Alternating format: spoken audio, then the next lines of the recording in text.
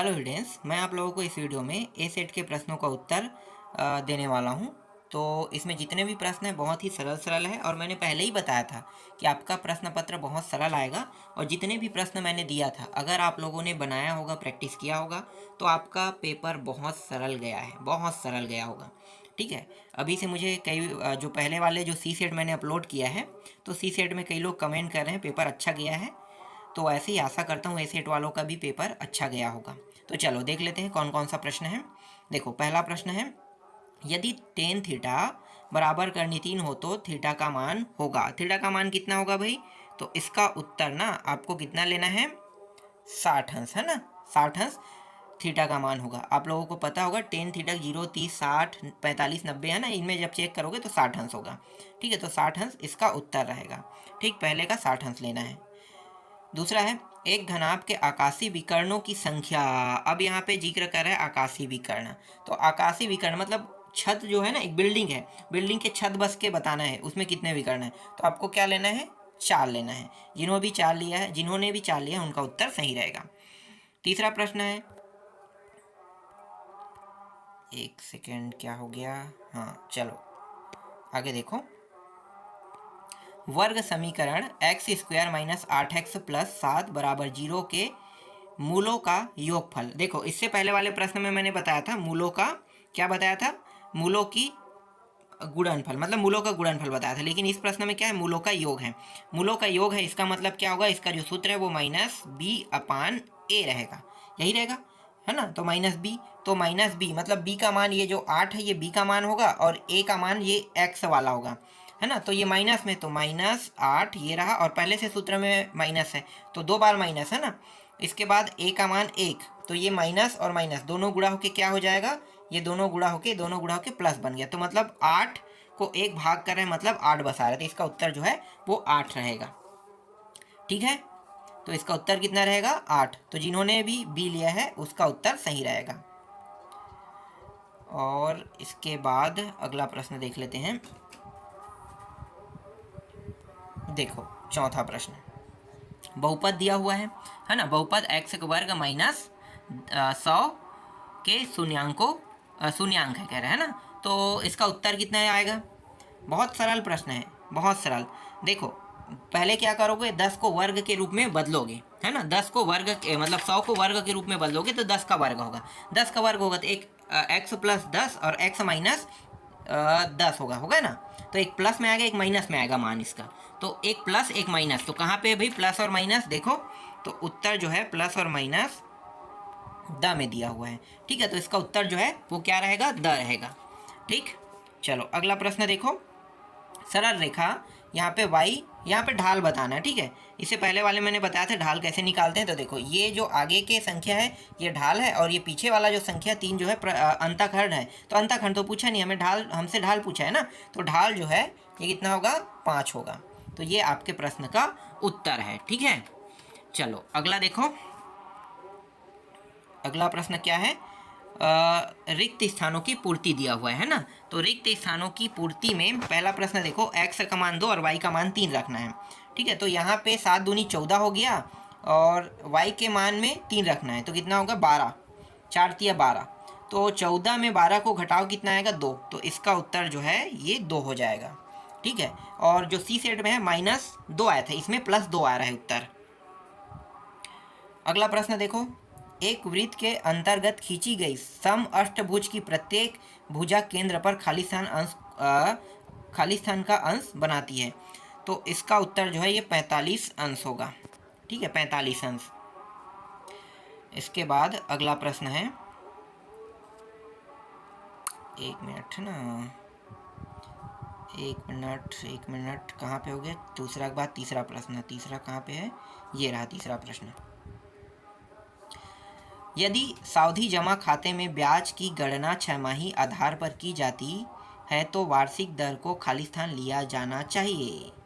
कितना लिया जाना चाहिए? ये प्रश्न मैंने कई बार आप लोगों को बताया, कई बार, है ना। छमाही होता है तो दोगुना लिया जाता है, और अगर तिमाही होता है 4 गुना लिया जाता है। तो यहाँ पे क्या आएगा? दुगुना। ठीक है, जिन लोगों ने दुगुना लिया जाता है लिखा होगा ना, उनका आंसर सही रहेगा।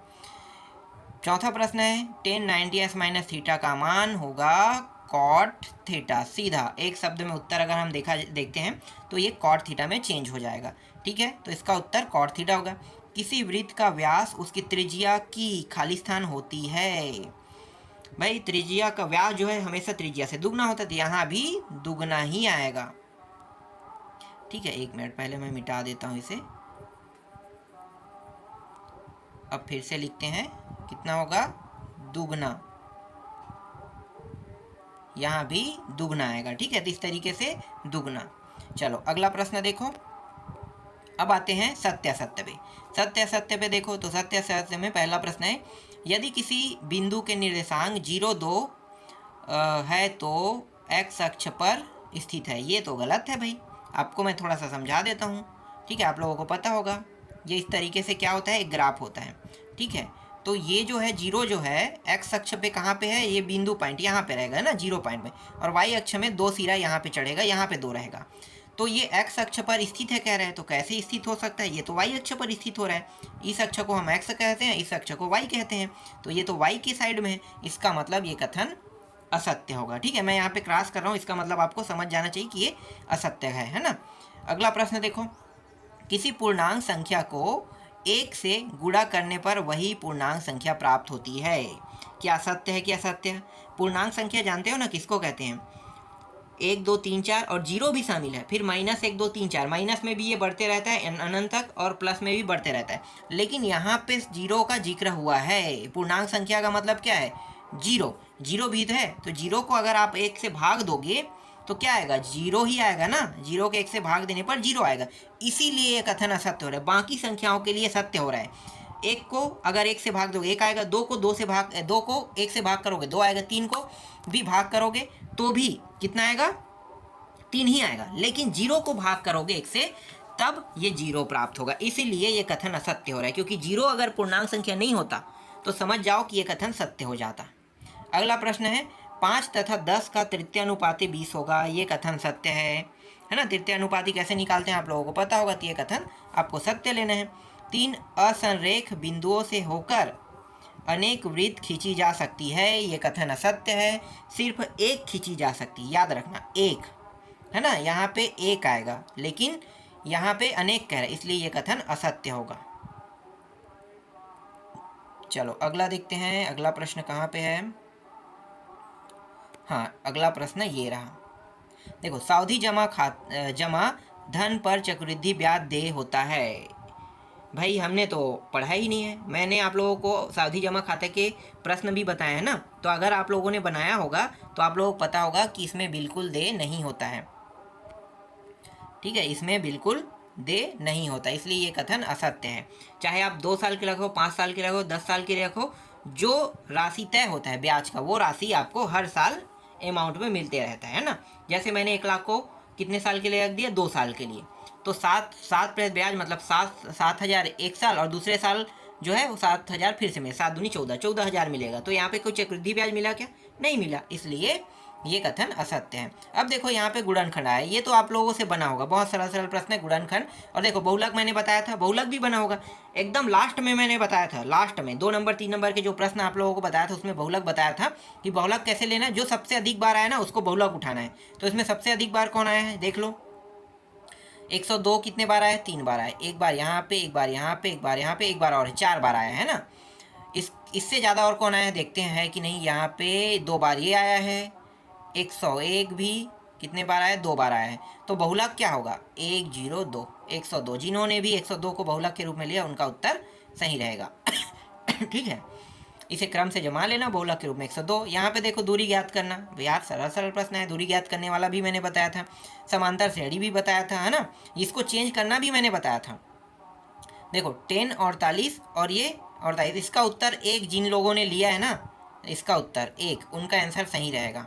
ठीक है, अगर आप लोग 1 के अलावा दूसरा लायत कर दे, क्योंकि ये दोनों कट जाएगा, आप लोगों को पता है किस तरीके से हल होगा, है ना। तो ये प्रश्न भी बना होगा 20 सेंटीमीटर, ये देखो ये भी फंसा है, ये वाला प्रश्न भी आपका फंसा है, 7वां प्रश्न, ये वाला भी फंसा है ना। परिधि मैंने 88 बताया था, देखो ये यहाँ पे 44 है, परिधि 44 और एक 22। ठीक है, तो 22 वाला सी सेट में आया था, और ये जो है ए सेट में आया है। हो सकता है बी सेट में ये आया होगा, मतलब तीनों के तीनों फंसा है। मतलब सभी प्रश्न जो मैंने बताया था लगभग लगभग सब फंसा है, ठीक है। और प्रैक्टिस करने के लिए दिया, अगर आप लोगों ने प्रैक्टिस किया तो आपसे ये सारे प्रश्न बने होंगे। चलो अगला देखते हैं। ये नहीं, ये तो कौन सा सेट का है, ये सेट का है क्या? एक मिनट है ना यार, यहाँ पे ए सेट दिखा रहा है, मैंने सी सेट के प्रश्नों को ए सेट में ले दिया है क्या? मतलब ए सेट के प्रश्नों को सी सेट में ले दिया है क्या? नहीं नहीं, ये तो हो गया है, ठीक ठीक ठीक ठीक ठीक हो गया है, नहीं आगे पीछे हो गया था। ये प्रश्न तो ज़्यादा इंपॉर्टेंट नहीं है, क्योंकि ये बता दिया हूँ मैं, ये सारे प्रश्न फंसा है। जो 4 नंबर 5 नंबर के एक आध दो प्रश्न बस के छोड़ के, है ना, 4 नंबर 5 नंबर में एक आध दो प्रश्न छोड़ के बाकी सब फंसा, इसलिए मैंने पासिंग मार्क के तौर पे दिया था, ठीक है, पासिंग मार्क के तौर पे दिया था। और एक चीज़ मैंने आपको पहले ही बता दिया था कि शुरू में जो मैंने वीडियो दिया था ना, उसमें सारे प्रश्न हैं, सारे प्रश्न। मतलब अभी भी अगर आप लोग विज्ञान का देखना चाहते हैं तो विज्ञान का वीडियो पहले ही बन चुका है। आपको बस वीडियो के सही में जाना है सेक्शन में, और आपको उस विज्ञान वाले जो लिखा हुआ है ना, रियल प्रश्न ऐसे कुछ डला वार्षिक पेपर के लिए, उसको देखना। उसमें आपको सारे प्रश्न मिल जाए, जो मैं अभी अपलोड करूँगा उसमें कुछ कम करके दूंगा, जो पासिंग मार्क फिर आपको देगा। लेकिन शुरू में जो मैंने प्रश्न दिया है उनको अगर आप पढ़ते हो तो पूरा में पूरा 4 5 6 नंबर पूरा पा जाओगे। 2 3 का तो आपका बनेगा क्योंकि उनका वीडियो तो मैं दूंगा, ठीक है। 4 5 भी आपका विज्ञान में बन ही जाएगा, तो सारे प्रश्न बन जाएंगे। जैसे ये फंसा है वैसे बाकी भी फंसेगा ही फंसेगा।